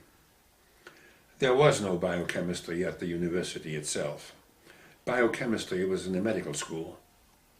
The chair of that department was a fellow named Isaac Asimov, which possibly means nothing to you, but Isaac Asimov was a highly respected science fiction writer outside of being the chair of the biochemistry unit. Walter Gensler thought he was talking to Isaac Asimov when he told him to be there at 8:30 in the morning. He didn't realize it was me he was talking to. I said, well, come to think, but why not? You want to get into education. So I'm going on a sabbatical this coming year, and I am due to teach the biochemistry course for beginning biology students and advanced students in chemistry. Why don't you take that on? I don't know any biochemistry. You've got 6 months to learn. So the following weekend I got into my buggy and I drove back to Maryland. And I talked to Professor Veach, and he sat down with me and outlined a course. And he gave me the names of all the various publishing houses and said, you write to them, tell them you got to teach this course, you're looking for a textbook. You'll be inundated with textbooks. I did that, and he was absolutely right. I must have had enough textbooks thrown at me to give one to every prospective student. I picked the one that I liked best, adopted it as a course text, and took it from there, and I used the outline that I'd worked on with Dr. Veach to teach that course. In all honesty, I think it was probably the best course I ever taught, mainly because I really had to prepare. I didn't know the subject that well, and I had to prepare every lecture. I had an outline of every lecture. I didn't dare to get more than 3 feet from the lectern where I had my outline. And I had about 35 or 40 students in that course. Well, it was amazing. Some of them became very close friends. In fact, 2 of them joined me subsequently when I went to Northeastern. Very shortly after this episode with Professor Gensler, we got the word that the result of the Air Force study of how the lab was operating, the Air Force was canceling its contract. Now, this didn't deal just with us. There was a very large contingent there working under Air Force funding, and the Air Force felt this was just all wrong. They were right. So I was informed that my contract would cease as of that July. This was end of May. And I informed them, no, it won't. I have a contract that says I am here to September, which was correct. So the powers that be spluttered a little bit, but they weren't going to fight it. I mean, my job I wasn't one of the highest paid people by a long shot. And it gave me 3 more months to look for a job. Anyhow, in 1957, I ended up at Northeastern University. As a 1-year replacement, and I was there for 40 years, which was not anticipated. But I hit it off with the then chair, and although the fellow that was leaving was not in the same field I was in, the chair said if I took the job in relatively short time, they'd put me where I belonged. They'd shuffle the faculty around so that I could be back in organic chemistry, where I felt more secure. I had been there about 5 years, and we had one of the very rare women faculty members. Women did not go into the sciences, but we had one woman, and women are inveterate matchmakers. I don't know if you knew that. And that same year, we hired 3 new people, all male, all bachelors. And so this female faculty member decided to introduce these bachelors to eligible women. And at a coffee session, they had invited this one eligible woman, Joy, to come and meet the new people. Well,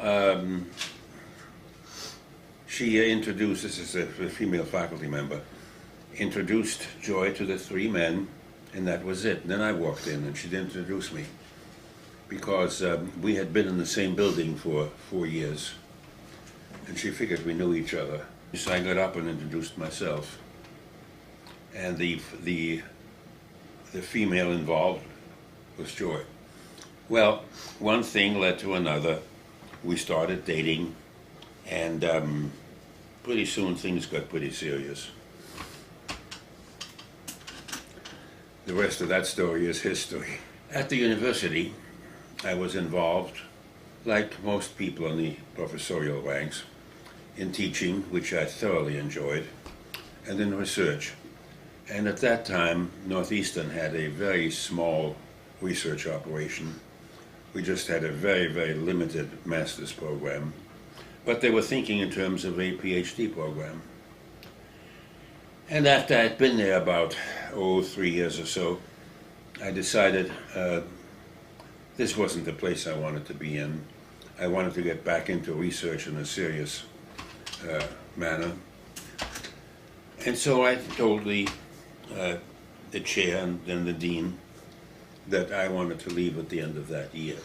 Well, the next thing I knew is they had a little confab going. They brought in the fellow who was sort of like a provost is nowadays, and they wanted to know what didn't I like about Northeastern, why did I want to leave? And so I told them, Northeastern's fine, but I want to have the ability to get some research work done, and this wasn't happening. So I said, well, jumped the gun a little bit. They were instituting some doctoral programs.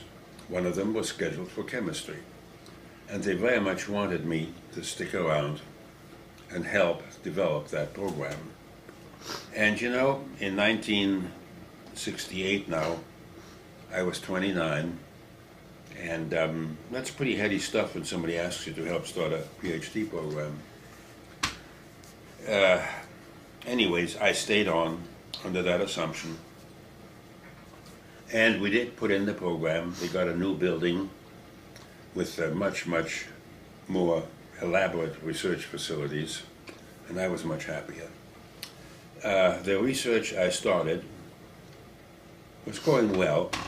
I was fortunate enough to attract some very capable graduate students.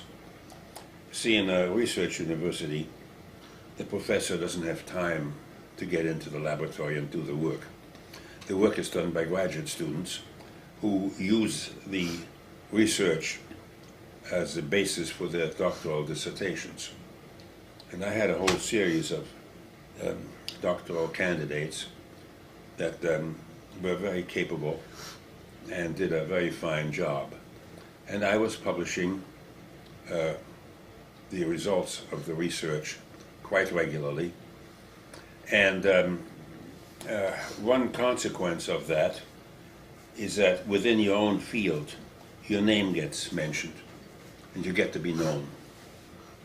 And some years later, I had become pretty well known, and I received an invitation from the University of Munich to come there as a visiting professor during a sabbatical leave. Well, I accepted that offer after considerable thought, because I really had no desire to go back to Germany. I remembered my earlier problems with the Germans, and I wasn't very happy there. Well, my chair, the chair of the department, was also had been a refugee, and he was from Germany, and he called me in, and I got cussed out. He says, "You idiot, don't you realize what is happening here?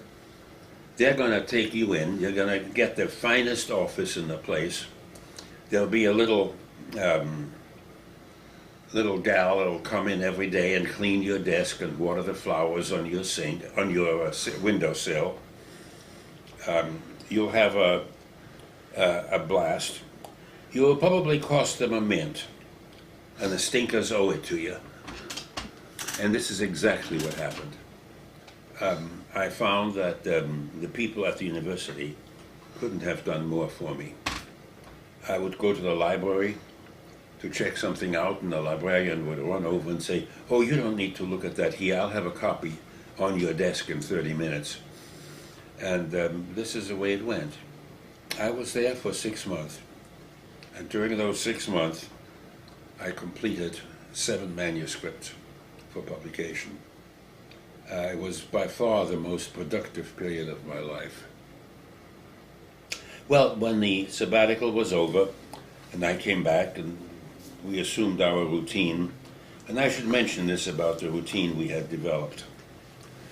I had 7 weeks off every summer. Now, Joy only had, I think she got 5, I'm not sure about that. And we decided to do some traveling. Now, both of our fathers, hers as well as mine, were going to do a lot of traveling when they retired. Neither one of them ever made it. And we had found out early that we weren't going to have any kids. So, in that case, we felt, let's do our traveling while we can. And then, later on, when we're in our wheelchairs, we can look at the pictures. And it's amazing how very close that came to reality.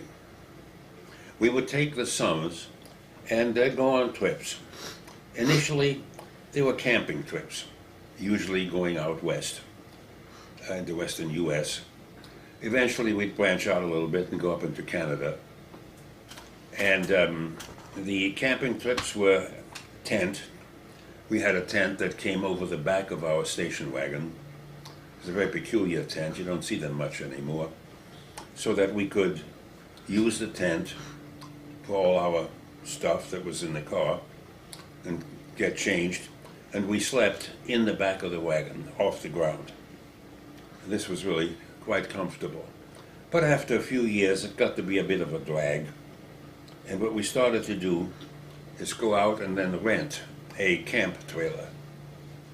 And we used to go tootling along around the Rocky Mountains in a camp trailer, having a good time. We started getting into photography. And I had always photographed any animal I could find. But now it got to be more serious. Well, I might be chasing an animal or a bird, trying to get a decent photograph, and Joy was kind of bored. So she looked around. She noticed flowers, the little wildflowers. Well, we got her she had a camera, but we got her a lens system that permitted close-ups. And so while I was chasing animals and birds, she was photographing wildflowers. And she was taking the scenery. I couldn't do that with my lens. It was just too powerful a lens for that. So we accumulated quite a picture of whatever locale we were in. There was the scenery, there was the foliage, the flowers, the trees, and I had the animals and the birds that were in that area. Eventually, we accumulated quite a library, and then somehow Joy started giving lectures on based upon this collection of slides to garden clubs, any kind of an organization that was looking for a program. We went to a lot of retirement homes and gave lectures on our travels, and it was really a very pleasant experience for us. In the meantime, even using the rented camp trailer, it was getting a bit much, putting the thing up every evening and taking it down in the morning. We started looking for guest ranches. And we'd go to some guest ranch, stay there for a couple of weeks, take photographs of the area, and in general have what was to us a very good time. Then we decided, we've limited ourselves to the United States. Maybe we should take a look at some overseas stuff. And our very first trip was to Iceland. It wasn't really set up for tourism at that time. They didn't like tourism for financial reasons with the the economic status with the World Bank. And it was a little bit of a hardship, but still, from our point of view, it was great. The following year, we decided to go south, and we went to Trinidad and Tobago, which are just off the coast of Brazil, in the on the Atlantic side. And that was a very lucrative trip from the point of photography and the fact that we saw a lot of the South American species, particularly bird species, and got an awful lot of photographs. And it made for some good lectures.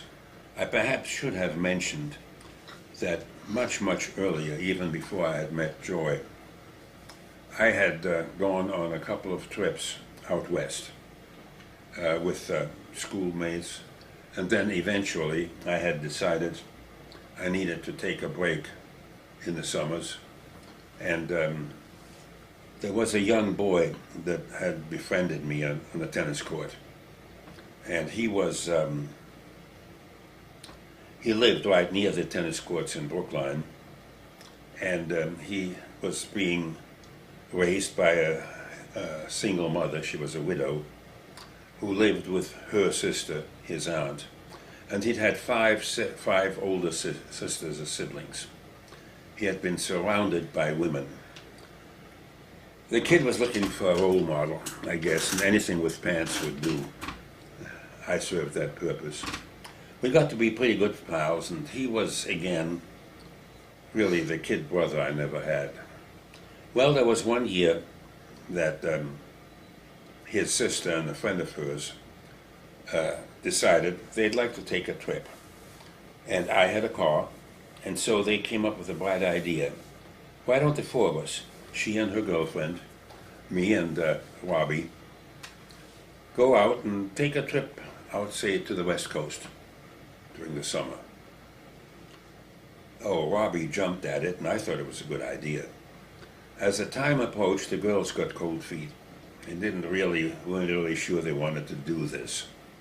And they backed out. Robbie was heartbroken, and I said, hey, why don't the two of us do it? Why don't we just go? And we did. We got all the way out to California, stopping along the way at all the national parks, and really had a wonderful time. On the way back, well, it was a 6-week trip, and Robbie was getting a little bit antsy.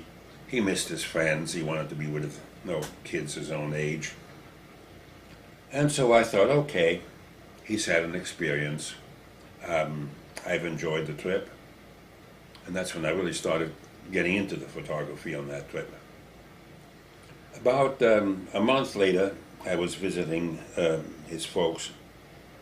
They used to have me come up for dinner quite regularly. And Robbie came up and said, where are we going next year? I said, I thought you didn't have that great a time. You wanted to get back. Oh, well, that was then. Now I just want to go again. And so the following year, we repeated the trip, but using different route. And again, we got up into Oregon and Washington State on that one. Saw an awful lot of things. I got a ton of photographs, and in general, thoroughly enjoyed it. Well, that had been the beginning of my wildlife photography.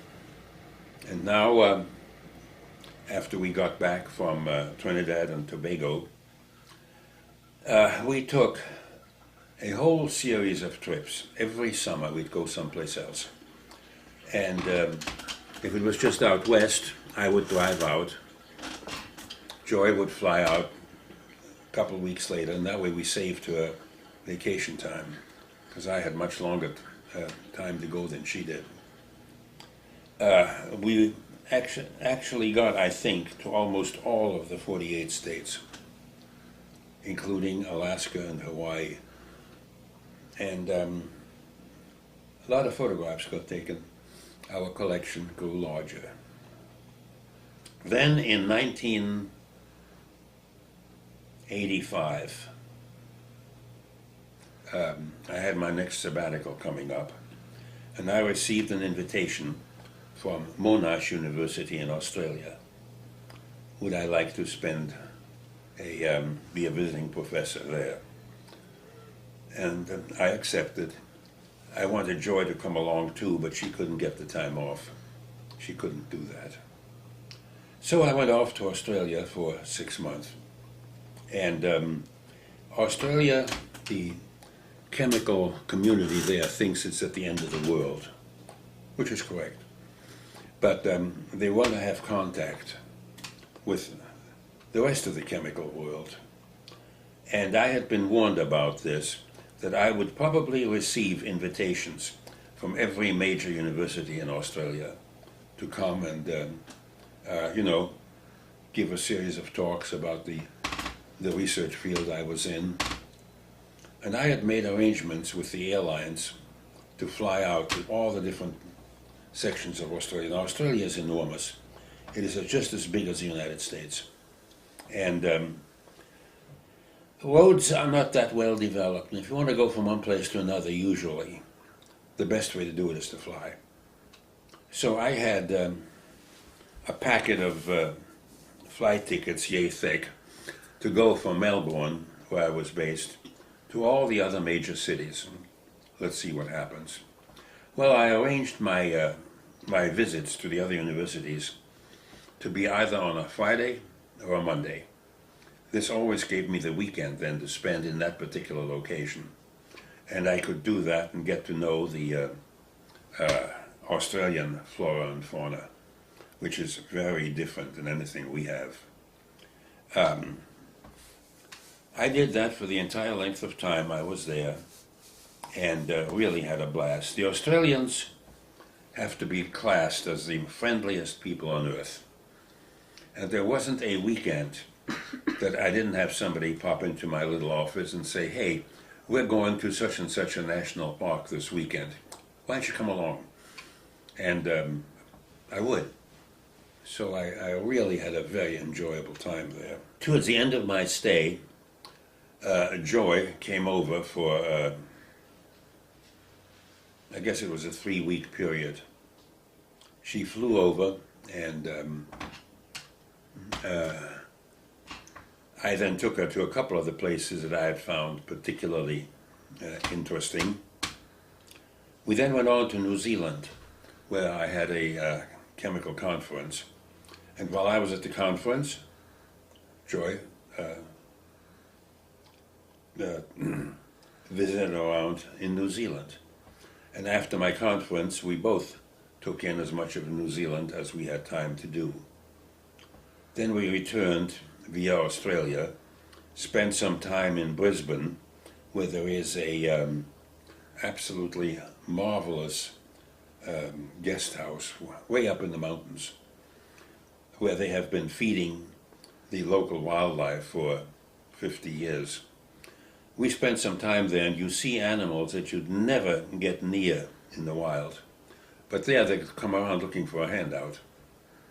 And of course, the camera clicked. Well, when we came back from Australia, we were chatting and deciding what are we going to do next year.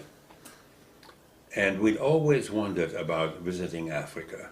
One company had a group out there, and we contacted them. International Expeditions was then in Birmingham, Alabama. And we went on a trip with them. They tried to keep their groups to 15. They used what is called combis. It's a Volkswagen minibus, but it has a retractable roof that goes straight up. And so you could stand up inside the vehicle, and you could photograph all the way around because the roof was over you. We had an absolute blast. So when we came back, 2 things happened. Joy had kept a diary of our trip. She usually did, but she had a particularly elaborate one for Africa. And we got somebody to type up the diary, and just as a courtesy, send a copy to the company that had taken us over.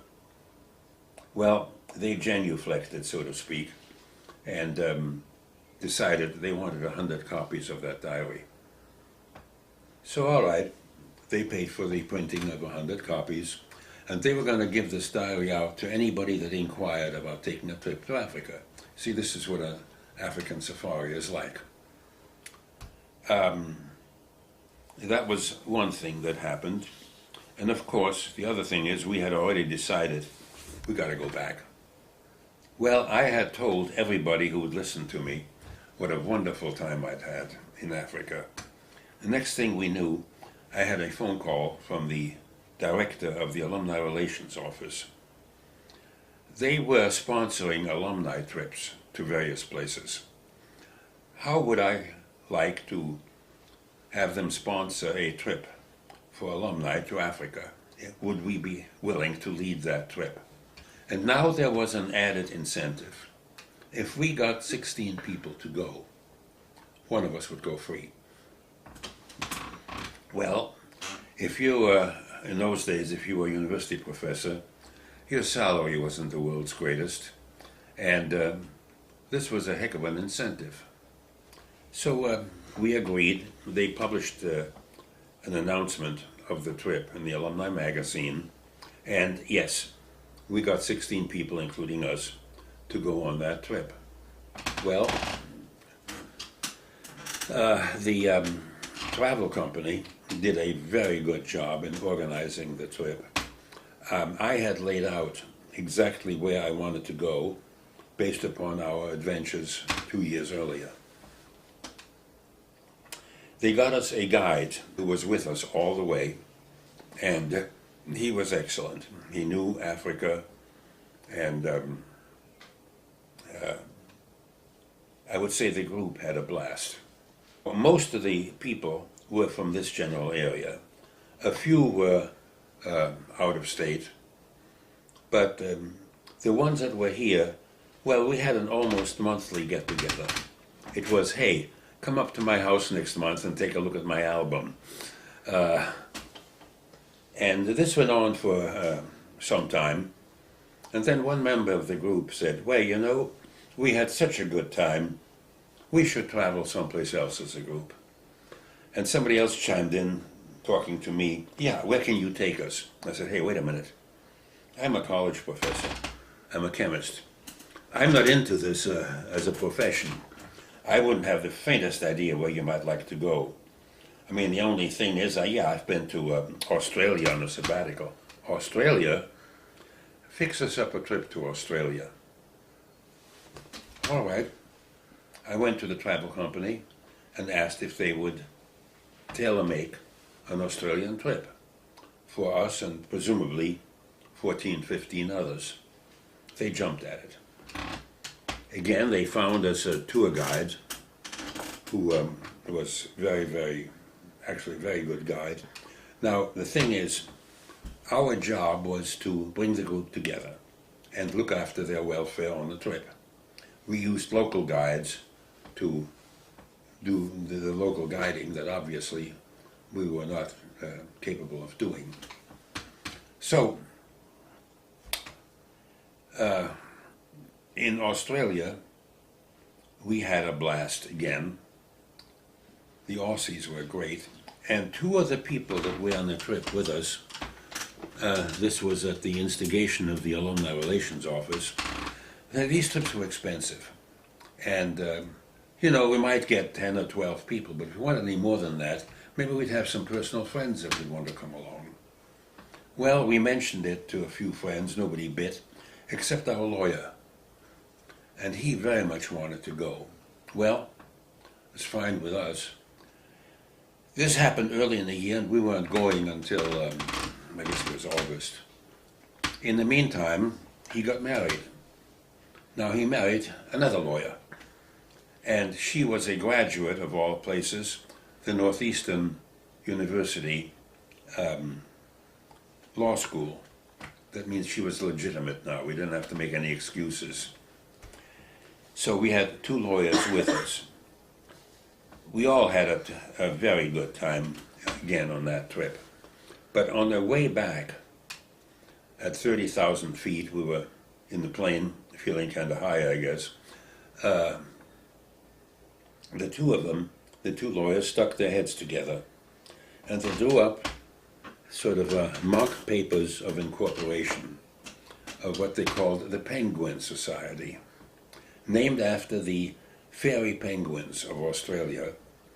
It's a colony just south of Melbourne. We'd spent a very memorable time there. They're little fellows, about yay big. As a matter of fact, there's a small colony at the Boston Aquarium. Anyway, after we got back from Australia, again, the group met periodically, and by now they decided, hey, they want to go other places. And we took them up on that, and we took that group eventually to all 7 continents, including Antarctica. The thing, of course, was not everybody went on every trip, but some of them had friends that then wanted to be included, and we never had difficulties getting the 16 people together. That meant one of us would go free. That was a general practice throughout the travel industry. If you bring in a group of 16, one person goes free. So we took advantage of that. And we had them in Australia, and we already mentioned that, and New Zealand. We took them to the Galapagos, which is Ecuador. The Galapagos Islands in the Pacific belong to Ecuador. We took them to Brazil. We took them to Venezuela. I went on a trip with the travel company. They call it a fam trip. If the travel company wants to start a new trip somewhere, they put together a small group of the experienced travelers and have them try it out and see what they think. Well, they were trying to put together a trip to India. So they made us an offer. They wanted one of us to go on that tour free. Well, okay, can we do that and pay for the other one to go? Well, no, they couldn't do that. The group would be too big. So we kind of drew straws, and I ended up going to India on this fam trip. India was, to me, very interesting, but it was going to be a pretty rough trip.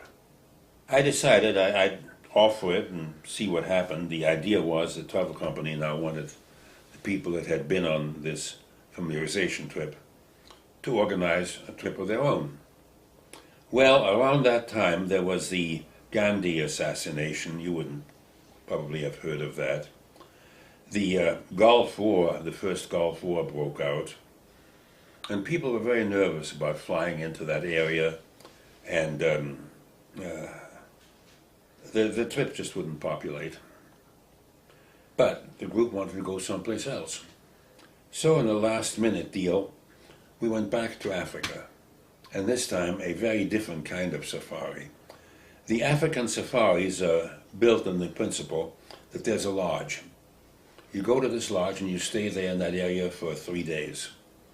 Then you move on to another lodge in a different locale and stay there for 3 days. And so you cover a lot of different territories, and you see a lot of different animals.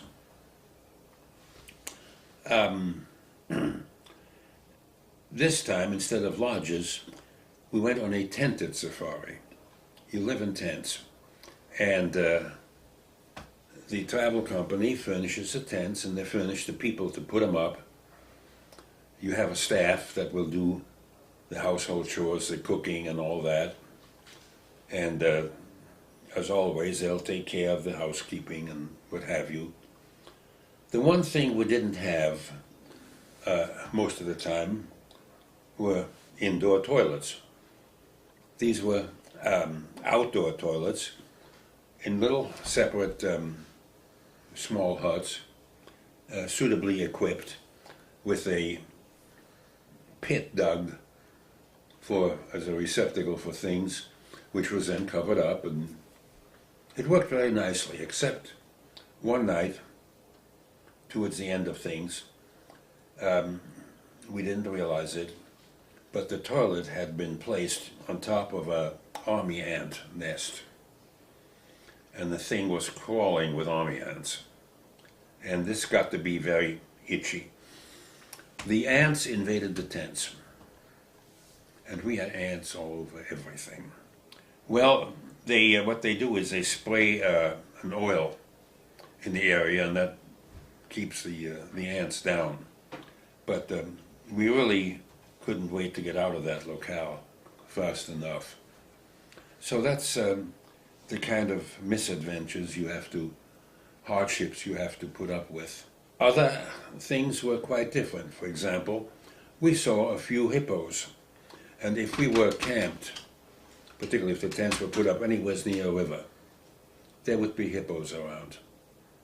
And it turns out that more people, more humans, are killed in Africa by hippos than by lions.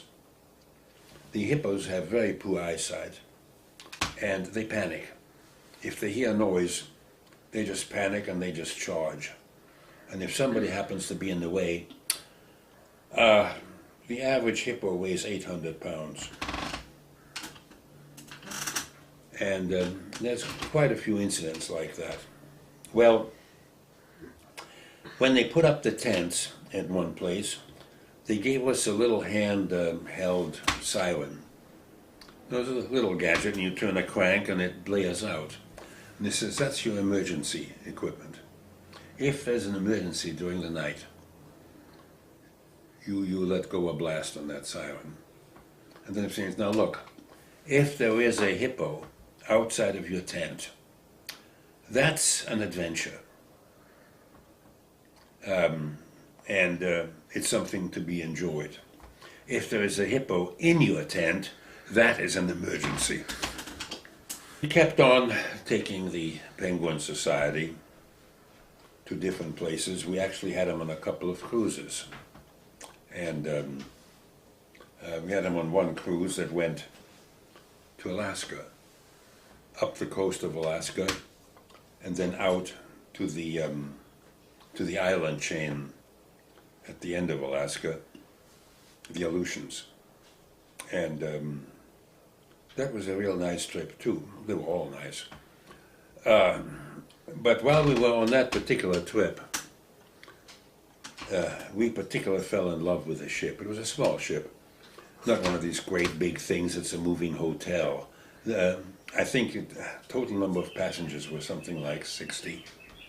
But the ship could get into all sorts of places where the big ones couldn't get into. So we got very close to glaciers. We saw the glaciers, trying to think of what the name is when it happens, when a big portion of the glacier suddenly breaks off and slides into the water. That's a spectacular sight. We saw several of those. But we liked the ship. We made friends with the captain, who happened to have been German, and he and I got along great. And there was another group on the ship from the American Birding Association. Their president was on the ship, and he was a professor of ornithology, I think it was at UCLA. And he said we really had to join the ABA, the American Birding Association. There's two things you have to do. Join the ABA, and then you have to take another trip on this ship. In our winters, it went down to Antarctica, which is their summer. And that's the only time you can really visit down there. The winters are just impossible. Well, we listened to him and thought, actually, might be good advice. We did join the ABA. That didn't take much. And we arranged to take a trip on the ship with the group to Antarctica. And that was a interesting trip in its own right. Antarctica is indescribable. You know, you go down there and you see these huge, huge masses of ice, and you feel about that big. It kind of reduces you to size. Joy had an adoptive brother, John Winky, and he very much wanted to go with us on an African trip. So we arranged one trip where we took him and our great-nephew, Shane. Shane had then just graduated from college, and this was his graduation present, an African safari. Well, to make a long story short, he had an absolute blast.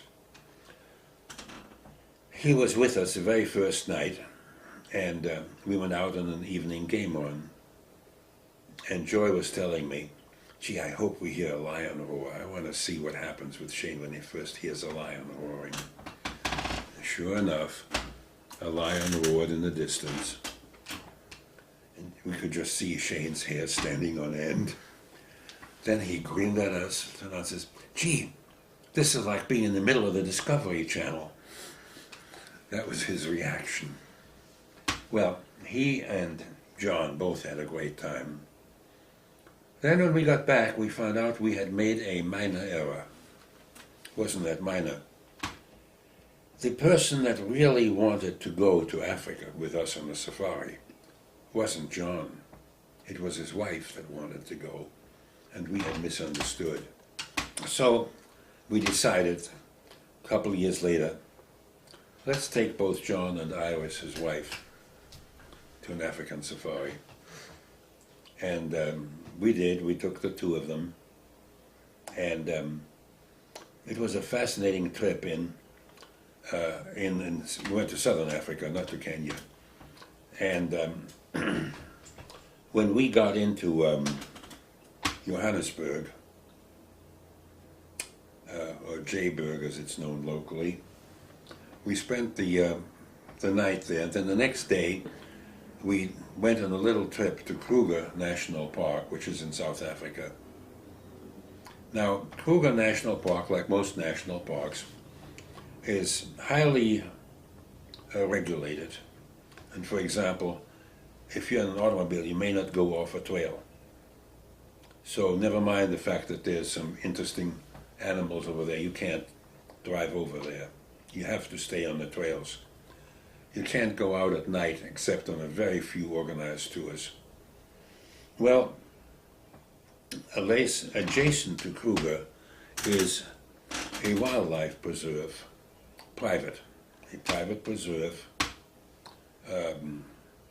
Mala Mala, and they have no such restrictions. So we decided we're going to pay that a visit.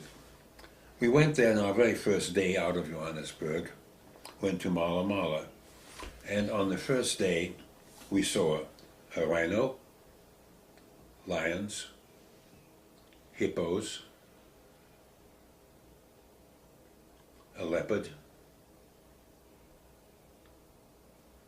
I think that's 5, that's the big 5, is what they're called. We saw them all in one afternoon. So as we were going back to the lodge, said, okay, we've seen them all now, we can go home. And John and Iris wouldn't have it. We weren't serious, of course. But we went on with them to the southern portion of Africa, and again had a great time. In those days, the way my camera was set up, when you see an animal, you don't have time to fool around. You can't set up a tripod and expect the animal to sit there patiently and wait for you.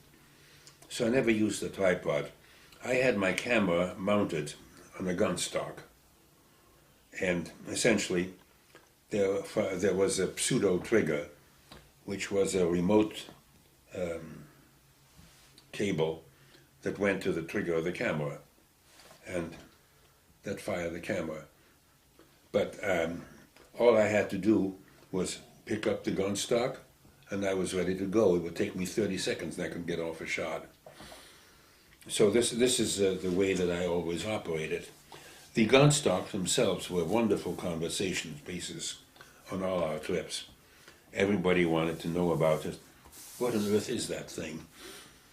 A couple of times it got me into trouble. We were in Trinidad, and we visited a place deep in the mountains, about a mile from the main road. And I was taking a walk along the path going to the lodge. Got to the main road, and believe it or not, there had been a prison break in the town some distance away, and a car came roaring through, closely pursued by the gendarmes. And here I'm standing there with something that looks like a gun. I hid that one real quick. Upon my retirement, I retired in 1998, after 41 years at Northeastern. I still stayed with the American Chemical Society, in which I had been very active all the way through. And they named me to the annual Henry Hill Award, given to individuals who have made major contributions to this section of the American Chemical Society. Earlier than that, I had received, I don't think I'd mentioned this, a different award, which was actually more fun. In '91, the students in my classes got together and nominated me for a Teacher of the Year award. And it came to pass, and I was named Teacher of the Year. But in retirement, I did stay working with the Chemical Society, and I ran a program on their behalf in continuing education, trying to bring speakers in that could address recent advances in chemistry, which probably would never have been covered in any classroom work that the local chemists may have attended. And the idea was to keep them up to date in what's going on in the field. I ran that program for, probably over 10 years before I finally decided to, enough already, and I quit that. That was the last of my really active chemical participation. And that kind of brings you up to date.